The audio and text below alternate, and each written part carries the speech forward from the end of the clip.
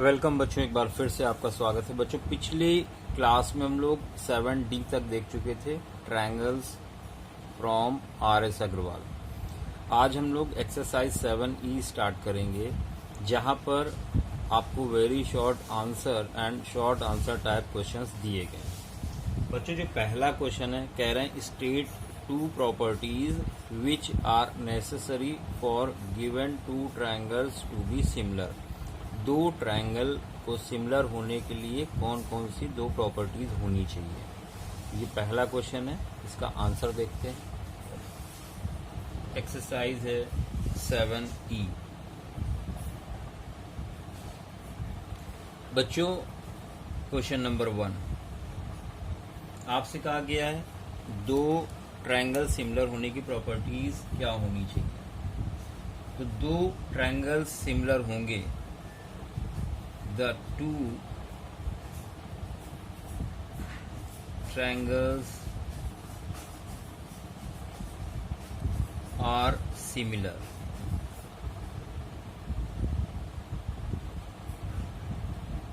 if and only if। बच्चों, पहला point आप क्या लिखोगे?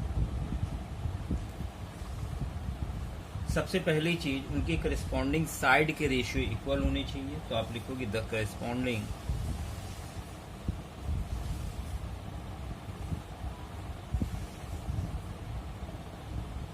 Corresponding sides are in proportion. ठीक है, तो जो करस्पॉन्डिंग साइड्स है वो प्रोपोर्शन, उनका रेशियो इक्वल होना चाहिए। दूसरी कंडीशन, करस्पॉन्डिंग एंगल्स इक्वल होने चाहिए। The corresponding angles are equal. मतलब अगर ये दो ट्रायंगल सिमिलर है, बच्चों ध्यान से समझिएगा, एक आपका ABC है और एक PQR है, तो ये अपॉन ये इज इक्वल, ये अपॉन ये इज इक्वल, ये अपॉन ये। इन करस्पॉन्डिंग साइड का रेशियो इक्वल होने चाहिए। साथ में ये जो करस्पॉन्डिंग एंगल हैं ये भी आपस में इक्वल होने चाहिए। साइड के रेशियो और एंगल्स सीधे सीधे इक्वल होने चाहिए। तो ये दो कंडीशन है दो ट्रायंगल के सिमिलर होने के लिए। क्वेश्चन नंबर 2 में आपसे कह रहा है state the basic proportionality theorem. आपको BPT थ्योरम का स्टेटमेंट लिखना है। तो बच्चों, BPT थ्योरम का स्टेटमेंट नंबर 2 देखिए, अगर दो ट्रायंगल हैं, देखिए इसी में आप ध्यान दें, दो ट्रायंगल में, एक ही ट्रायंगल में ABCDE। BPT थ्योरम क्या है बच्चों? अगर एक लाइन हमने बेस के पैरेलल ड्रॉ की है, तो ये जो पार्ट्स हैं AD upon DB is equal होगा AE अपॉन EC के। तो स्टेटमेंट है, if a line is drawn, if a line is drawn parallel to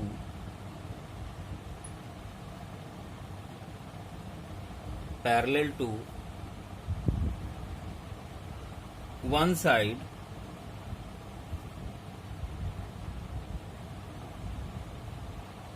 of a triangle। हमने इसके पैरेलल लाइन ड्रॉ की, इंटरसेक्ट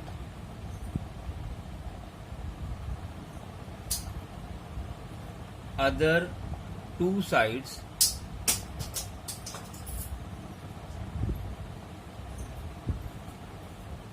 देखिए इस लाइन के पैरेलल एक लाइन ड्रॉ की जो दूसरी साइड को, जो बची हुई दो साइड, उनको इंटरसेक्ट कर रही है। Then it divides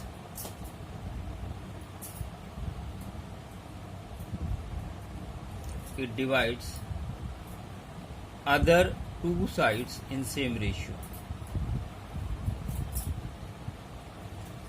Other two sides in same ratio.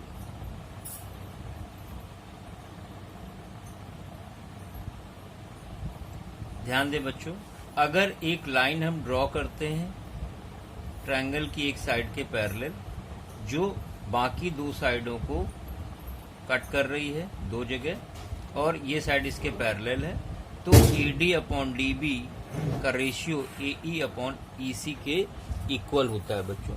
तो ये थेल्स थ्योरम या BPT थ्योरम का स्टेटमेंट है। Question number 3, state converse of Thales theorem. अब आपको थेल्स थ्योरम का कन्वर्स का स्टेटमेंट बताना है कि क्या कंडीशन होती है कन्वर्स ऑफ BPT थ्योरम या थेल्स थ्योरम की। क्वेश्चन नंबर 3,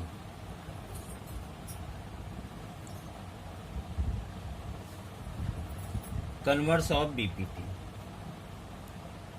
बच्चों ये क्या है? अगर एक ट्रायंगल है ABC, एक लाइन है DE। बच्चों अगर AD अपॉन DB का रेशियो इक्वल है AE अपॉन EC के, तो ये लाइन पैरेलल होती है। ये BPT का कन्वर्स है, उल्टा। ठीक है, स्टेटमेंट क्या हो जाएगा? If a line divides, if a line divides two sides, any two sides in the same ratio। अगर ये लाइन इस तरह से डिवाइड कर रही कि इसका रेशियो और इसका रेशियो इक्वल है, then the line must be parallel to the third side। बच्चों ये स्टेटमेंट है कन्वर्स का, BPT की कन्वर्स। अगर एक लाइन ट्रायंगल में इन पार्ट्स के ये जो हैं इनका रेशियो इक्वल बता रही है, इनका रेशियो इक्वल आ रहा है, तो ये लाइन और ये लाइन हमेशा क्या होंगी? पैरेलल होंगी। ये था कन्वर्स ऑफ BPT का स्टेटमेंट। क्वेश्चन नंबर 4 देखते हैं बच्चों। 4 में कह रहा है state the mid point theorem. आपको मिड पॉइंट थ्योरम के बारे में लिखना है कि स्टेटमेंट क्या है, मिड पॉइंट थ्योरम क्या होती है। बच्चों 4 नंबर, आप ध्यान दें, इसका स्टेटमेंट क्या है? The line segment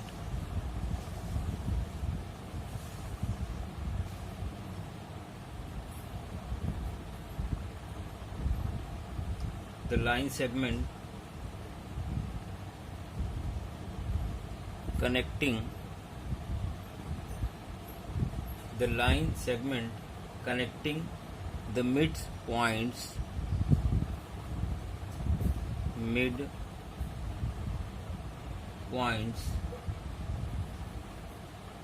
of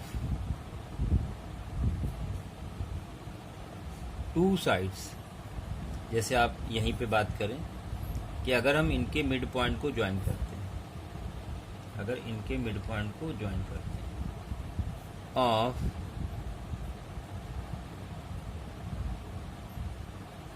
a triangle is parallel to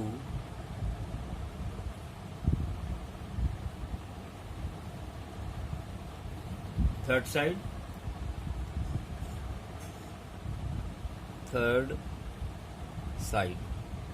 parallel to third side and is equal to the one half आधा होगा of the थर्ड साइड। बच्चों एक बार समझ लें, जैसे ये ट्रायंगल दिया हुआ है ABC, अगर हम इनके मिड पॉइंट को ज्वाइन करते हैं, मान लो DE, और ये पैरेलल भी है। बच्चों अगर हम किसी ट्रायंगल की दो साइड के मिड पॉइंट को ज्वाइन करते हैं तो ये साइड इस साइड के पैरेलल होगी, साथ में इसकी लेंथ इसकी हाफ होगी। ये है mid point theorem. Line segment connecting mid points of two sides of a triangle. अगर एक ट्रायंगल के दो साइड के मिड पॉइंट को ज्वाइन कराते हैं तो वो पैरेलल होगी थर्ड साइड के और इक्वल होगी इसकी हाफ लेंथ के। ठीक है, तो ये है आपका मिड पॉइंट थ्योरम का स्टेटमेंट। चलिए बच्चों क्वेश्चन नंबर 5 की तरफ बढ़ते हैं। State the angle similarity criteria. आपको यहाँ स्टेटमेंट लिखना है ट्रिपल ए सिमिलरिटी क्राइटेरिया का, कि कब ट्रिपल ए सिमिलरिटी होती है। तो नंबर 5, आपको एंगल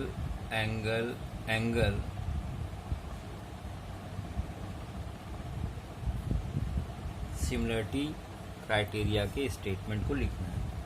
बच्चों ध्यान दें, आपको अच्छे से पता है अगर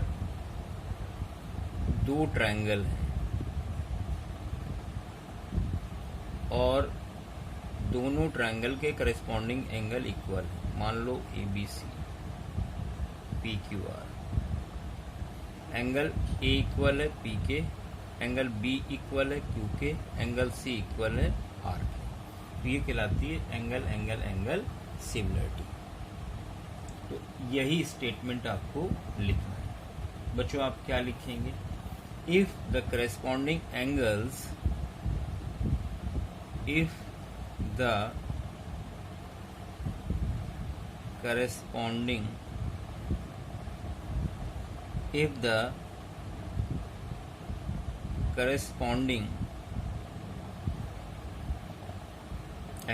करस्पॉन्डिंग एंगल आप देख सकते हैं क्लॉकवाइज या एंटी क्लॉकवाइज चल रहे हैं। ए पी के इक्वल है, बी सी आर के इक्वल है, बी क्यू के of two triangles are equal.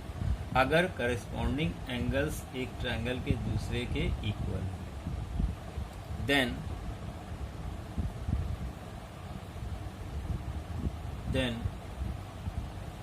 their corresponding sides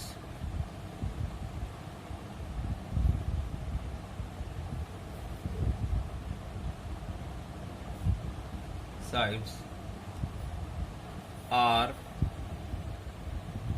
proportional। तो उनकी जो करस्पॉन्डिंग साइड्स है, मतलब A B upon P Q, B C upon Q R और सी अपॉन आर पी, इनका प्रोपोर्शन भी सेम होगा and hence the triangles are similar.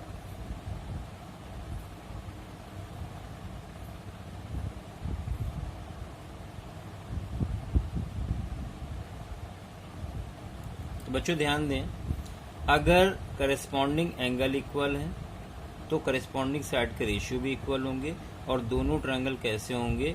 Similar होंगे बाई एंगल सिमिलरिटी क्राइटेरिया से।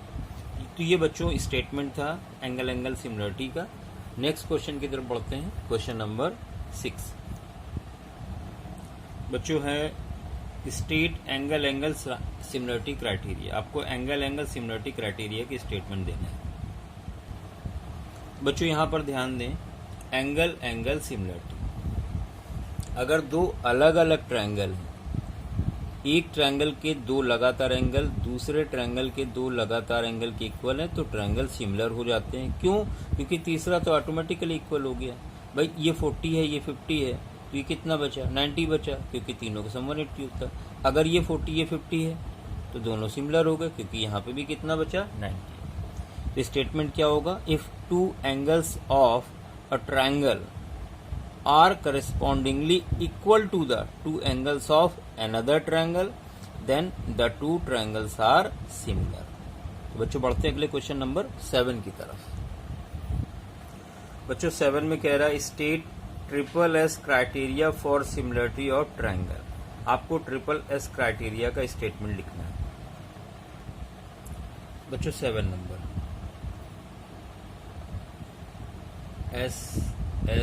एस आपको क्राइटेरिया के बारे में लिखना है। सिमिलरिटी बच्चों ध्यान दें, अगर दो ट्रायंगल आप देख सकते हैं ABC और PQR, अगर ये अपॉन ये करें, ये अपॉन ये और ये अपॉन ये, अगर तीनों साइड के रेशियो आपस में इक्वल आ रहे हैं तो ये ट्रायंगल सिमिलर होंगे। ठीक है, तो स्टेटमेंट हो जाएगा अगर एक ट्रायंगल और दूसरे ट्रायंगल की करस्पॉन्डिंग साइड के रेशियो आपस में इक्वल हैं तो दोनों ट्रायंगल सिमिलर होंगे। तो स्टेटमेंट क्या लिखेंगे बच्चों? If the corresponding sides of two triangles, if the corresponding sides of two triangles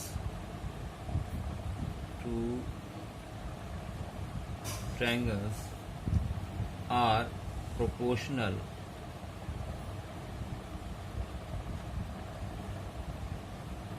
मतलब उनके रेशियो इक्वल हैं, then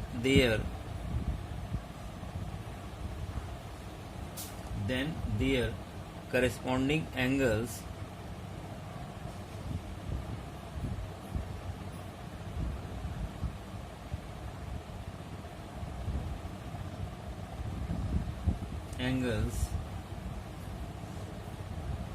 are equal, ये भी इक्वल होंगे, and hence two triangles are similar। बच्चों ध्यान दें, अगर दो ट्रायंगल हैं, इनकी करस्पॉन्डिंग साइड के रेशियो आपस में इक्वल हैं तो उनके एंगल भी इक्वल होंगे करस्पॉन्डिंग, और इस तरह से दोनों ट्रायंगल हो जाएंगे सिमिलरिटी। तो ये है SSS सिमिलरिटी। बच्चों क्वेश्चन नंबर 7 की तरफ 8 की तरफ बढ़ते हैं। 7 आपका कंप्लीट हो चुका है। Question number 8 state SAS similarity criteria. आपको स्टेटमेंट लिखना है SAS का। बच्चों क्वेश्चन नंबर 8 SAS सिमिलरिटी।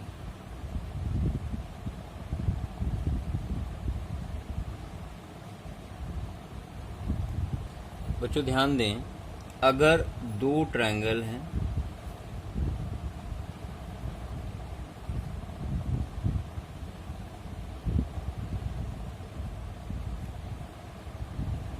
ये वाला एंगल इस एंगल के इक्वल है, ये साइड अपॉन ये साइड इज इक्वल ये साइड अपॉन ये साइड, मतलब दो साइड का रेशियो और उनके बीच का एंगल अगर इक्वल है तो ये कहलाती है side angle side similarity. Statement क्या हो जाएगा बच्चों? ध्यान दें, if one angle of a triangle if one angle of a triangle, one angle of a triangle is equal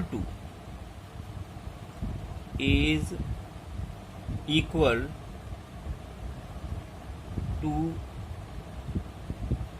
one angle of another triangle,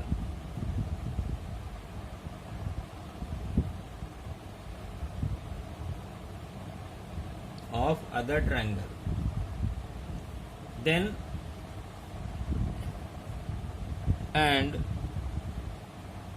sides including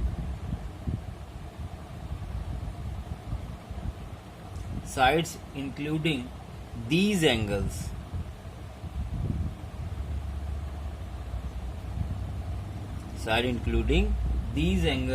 are proportional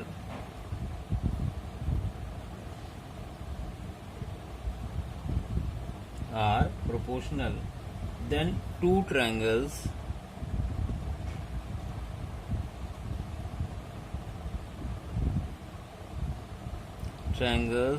are similar।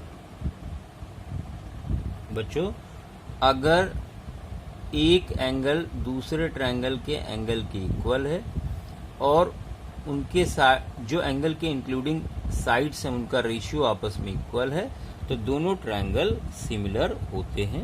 ये है SAS similarity. बच्चों बढ़ते हैं अगले question number 9 की तरफ। बच्चों 9 में आपसे कह रहा है स्टेट पाइथागोरस थ्योरम। आपको पाइथागोरस थ्योरम का स्टेटमेंट लिखना है कि पाइथागोरस थ्योरम क्या होती है। Question number 9, Pythagoras theorem.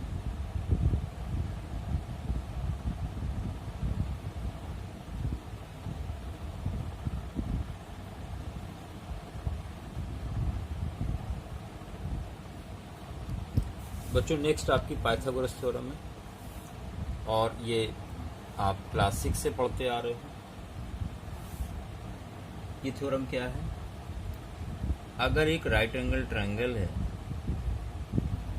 ABC जो कि B पर राइट एंगल ट्रायंगल है तो 90 के ठीक सामने जो साइड होती है इसको कहते हैं हाइपोटेन्यूज। ये वाली बेस कहलाती है और ये वाली साइड परपेंडिकुलर। तो हाइपोटेन्यूज का स्क्वायर जो है वो बची हुई दो साइड के स्क्वायर के इक्वल होता है। ये है Pythagoras theorem. The square of the hypotenuse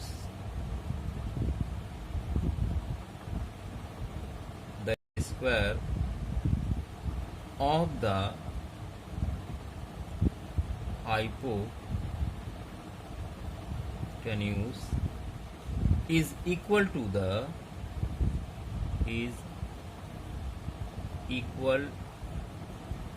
to the sum of the squares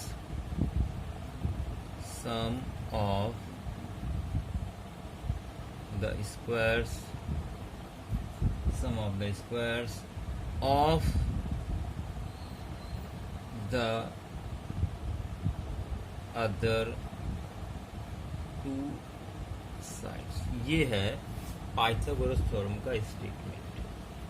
ठीक है कि बड़ी वाली साइड या हाइपोटेन्यूज का स्क्वायर बची हुई दो साइड के स्क्वायर के सम के इक्वल होता है। इसका मतलब एंगल B यहाँ पे 90 डिग्री होगा और इसके सामने की साइड सबसे बड़ी साइड होगी। बच्चों ये थी पाइथागोरस थ्योरम। नेक्स्ट क्वेश्चन की तरफ बढ़ते हैं। 10 नंबर देखते हैं। Question number 10।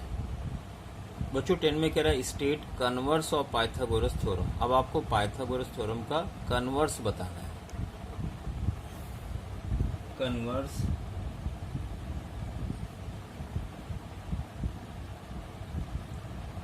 Of Pythagoras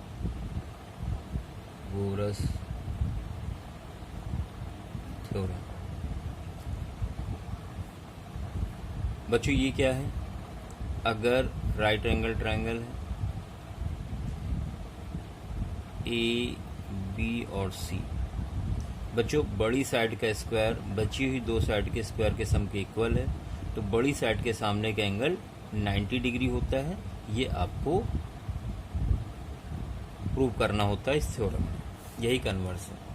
Pythagoras क्या थी कि अगर एक एंगल 90 डिग्री है, उसके सामने हाइपोटेन्यूज, ठीक है, तो हाइपोटेन्यूज का स्क्वायर बाकी बची दो साइड के स्क्वायर के सम के इक्वल होता है, और ये उसका उल्टा। तो स्टेटमेंट बच्चों क्या हो जाएगा, if the square of one side, if the square of one side of a triangle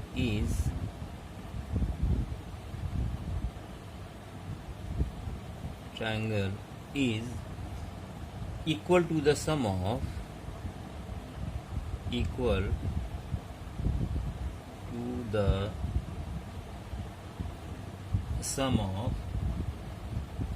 the square of other two sides,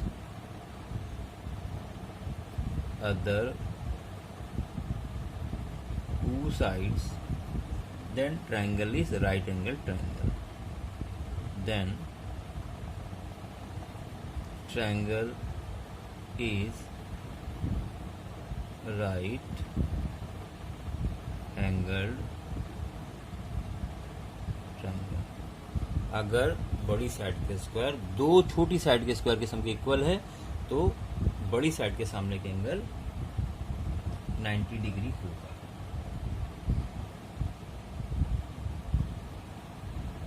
ये थी कन्वर्स। चलिए बढ़ते हैं क्वेश्चन नंबर 11 की तरफ। Question number 11, if D E F are respectively mid points of sides A B B C and C A of triangle A B C, then what is the ratio of areas of triangle DEF and ABC? आपको DEF mid point दिए हैं AB, BC और CA के। आपको ratio निकालना है triangle area of triangle DEF and area of triangle ABC। चलिए start करते हैं क्वेश्चन नंबर 11। क्वेश्चन नंबर 10, बच्चों यहाँ पर एक ट्रायंगल आपको दिया गया है,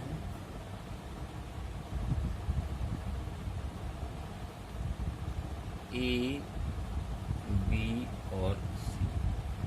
आपसे कहा गया है ए बी का मिड पॉइंट डी है, ई बी सी का मिड पॉइंट है, और एफ ए सी का मिड पॉइंट है। को ज्वाइन कर दिया।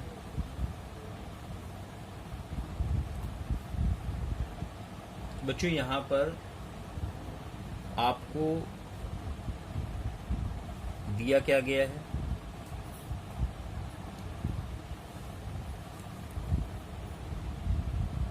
D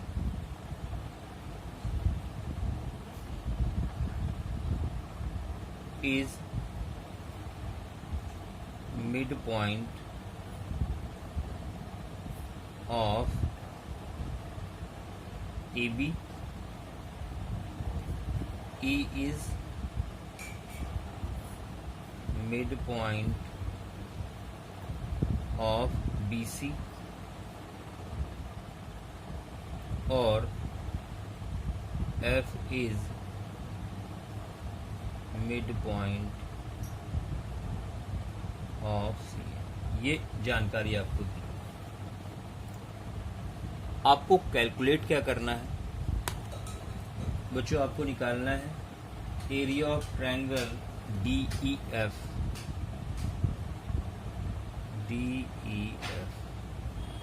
upon area of triangle ABC।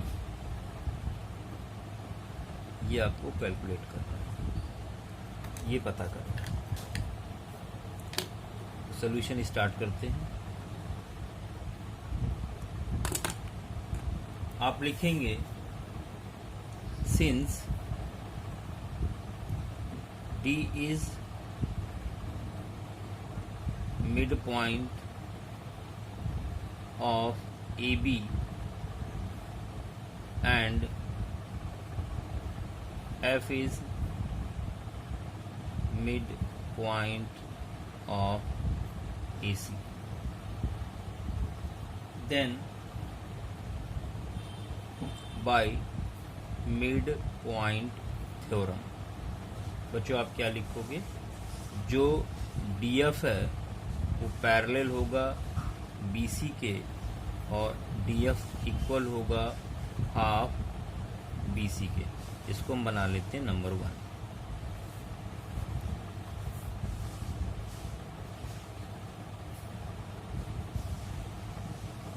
ठीक है, इसका मतलब यहां पर आप क्वाड्रिलेटरल देख पा रहे हैं, BDFE। Since opposite sides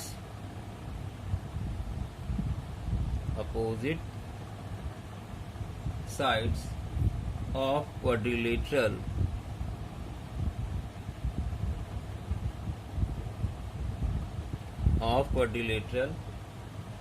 are parallel and equal। बच्चों ध्यान दें, ये साइड इसके इक्वल हो गई, ये साइड इसके इक्वल हो गई, इसका मतलब ये तो पैरेललोग्राम हो गया। ये साइड इसके इक्वल हो गई, ये साइड इसका इक्वल, इसका मतलब ये भी एक पैरेललोग्राम हो गया। ये साइड इसके इक्वल, ये साइड इसके इक्वल, ये भी एक पैरेललोग्राम हो गया। देयरफॉर BDFE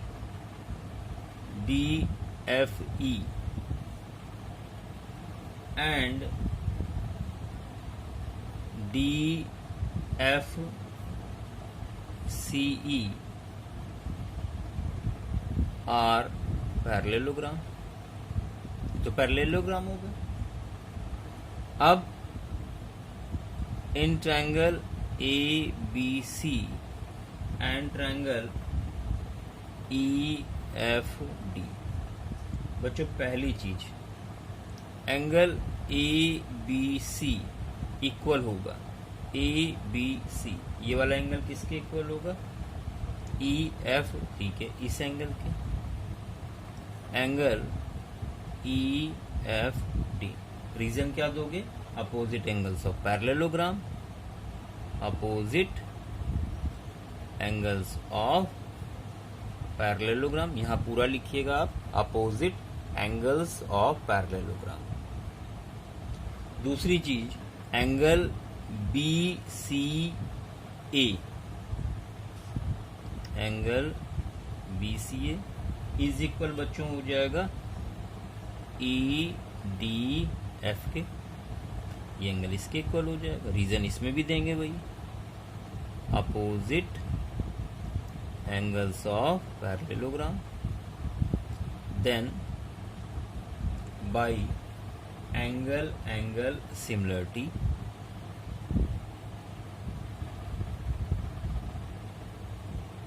बच्चों ट्रायंगल ABC सिमिलर हो गया ट्रायंगल EFD के। और जब ट्रायंगल सिमिलर होते हैं तो उनके एरिया का रेशियो उनकी करस्पॉन्डिंग साइड के रेशियो, एरिया के रेशियो के इक्वल होता है। देयरफॉर आप लिखोगे area of triangle ABC upon area of triangle EFD is equal, बच्चों यहां लिखोगे AB या BC अपॉन DF। यही क्यों लिखा? क्योंकि हमारे पास वैल्यू पता है का होल स्क्वायर। बच्चों यहां पर आप BC की जगह हम 2DF लिख सकते हैं। देखिए क्रॉस मल्टीप्लाई करते हैं तो 2DF अपॉन DF का होल स्क्वायर। बच्चों DF कैंसिल हो जाएगा, अंदर कितना बचेगा? 2/1, 2/1। हमें तो छोटा ट्रायंगल और बड़े का रेशियो निकालना था, इसको पलट के लिख देंगे। Therefore area of triangle EFD upon area of triangle ABC, बच्चों ये हो जाएगा 1/4। देखिए स्क्वायर था यहाँ पर, ये 4 इज 1/4 हो जाएगा। बच्चों ये क्वेश्चन आपको क्लियर हो गया होगा, तो सभी बच्चे सारे वीडियोस देख लें फर्स्ट से लेकर लास्ट तक, ताकि सारी चीज़ें आपको क्लियर हो जाए। बच्चों चैनल को सब्सक्राइब जरूर करें, शेयर जरूर करें, कमेंट लिखें, ताकि हम जितना ज़्यादा से ज़्यादा हो सके सुधार कर सकें और आपके लिए अच्छे से अच्छे वीडियो बना सकें। चलिए बढ़ते हैं क्वेश्चन नंबर 11 की तरफ, क्वेश्चन नंबर 12 की तरफ। सॉरी, ये क्वेश्चन नंबर आपका 11 था, यहाँ पे गलती से हमने 10 लिख दिया। अब हम लोग बढ़ रहे हैं क्वेश्चन नंबर 12 की तरफ। बच्चों क्वेश्चन नंबर 12 में आपसे कहा गया two triangles ABC PQR such that AB is equal 3, AC 6, angle A 70, PR 9, angle P 70, PQ 4.5 centimetre. Show that ABC triangle similar है PQR के and state the similarity criteria. चलिए स्टार्ट करते हैं 12 number. बच्चों क्वेश्चन नंबर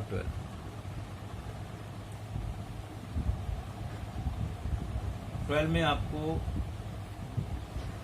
क्या क्या चीजें दी गई हैं, चलिए बना लेते हैं पहले ट्रायंगल। तो एक ट्रायंगल है आपके पास ABC और एक PQR।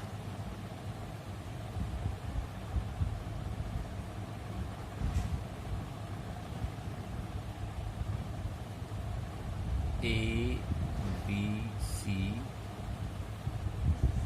PQR। बच्चों यहाँ पर आपको AB दिया है 3, AC 6 है,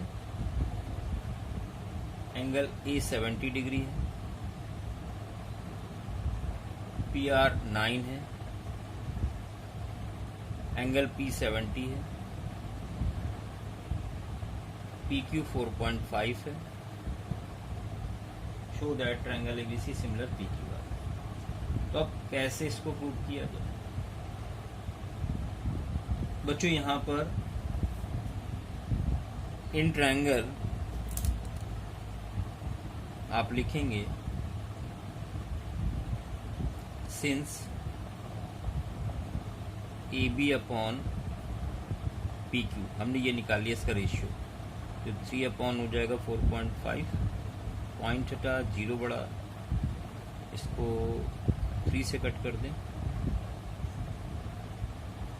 5 से कट सकते, 5 6 जा और 5 9 जा, 3 से कट कर दें, 3 2 जा 3 3। बच्चों ये 2/3 आ गया। इसी तरह से AC upon PR is equal होगा 6 अपॉन 9 इज इक्वल 3 से कट कर दें, 3 2 जा 3 3 जा। साथ में बच्चों angle A is equal angle P is equal 70 degree. आप ध्यान दें, आपने दो साइड के रेशियो इक्वल कर दिए और उनके बीच का एंगल इक्वल कर दिया। इसका मतलब ये ट्रायंगल कैसे हो गए हैं? Similar. Since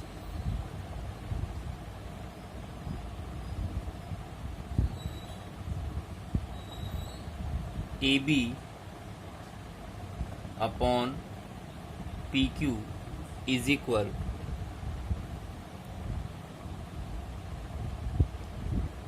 AC upon PR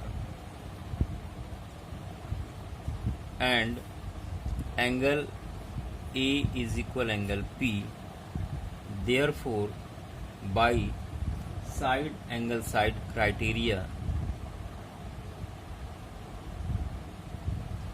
triangle ABC similar होगा ट्रायंगल PQR की।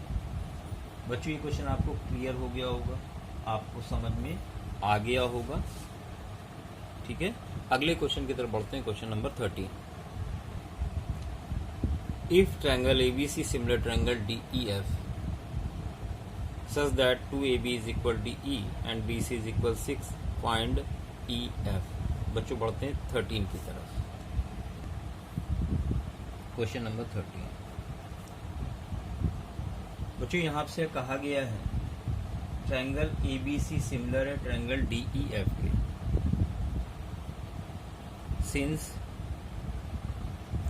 Triangle ABC similar triangle DEF, therefore बच्चों अगर दो ट्रायंगल सिमिलर हैं तो उनके करस्पॉन्डिंग साइड के रेशियो इक्वल होते हैं। तो यहाँ पर हम लोग लिख सकते हैं AB upon DE is equal BC upon EF। आप चाहें तो AC अपॉन DF भी लिख सकते हैं इक्वल में, लेकिन हमें जो जानकारी दी गई है उसके हिसाब से हमने इसको नोट कर लिया। बच्चों AB को हमने ऐसे ही लिखा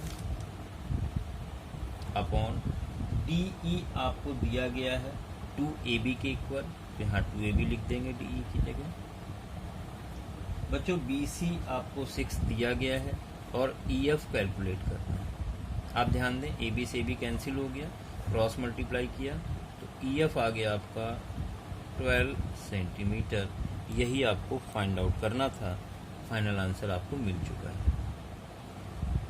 बच्चों आसान सा क्वेश्चन था। चलिए बढ़ते हैं क्वेश्चन नंबर 14 की तरफ। In the given figure DE parallel BC, और आपको ED दिया है, BD दिया है, AE दिया है, EC दिया है, X की वैल्यू फाइंड आउट करनी है। चलिए स्टार्ट करते हैं क्वेश्चन नंबर 14। क्वेश्चन नंबर 14 बच्चों आपको ट्रायंगल दिया गया है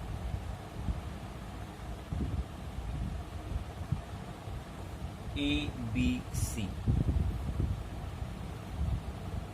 और DE पैरेलल दी है इस लाइन के साथ में। आपको दिया गया है AD X है, इसकी लेंथ X दी गई है। DB 3x + 4 है। बच्चों AE X + 3 है और EC 3x + 19, 3x + 19 ये आपको साइड दी गई। बच्चों यहाँ पर सबसे पहले ट्रायंगल ADE और ABC को हम सिमिलर प्रूव करेंगे। तो in triangle ADE and triangle ABC। बच्चों पहली चीज लिखोगे एंगल ADE इक्वल है ADE, ये वाला angle AD equal ADE equal है ABC के, इसके ABC के। क्यों? क्योंकि आपको यहाँ पता है ये करस्पॉन्डिंग एंगल है, करस्पॉन्डिंग एंगल। तो यहाँ पे लिख लें DE पैरेलल है BC के, तो करस्पॉन्डिंग एंगल हो जाएंगे। इसी तरह से एंगल AED इक्वल होगा ACB के, इसका रीजन भी होगा corresponding angle. Then by angle similarity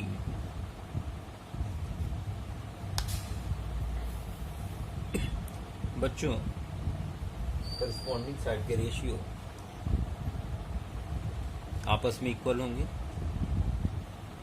AD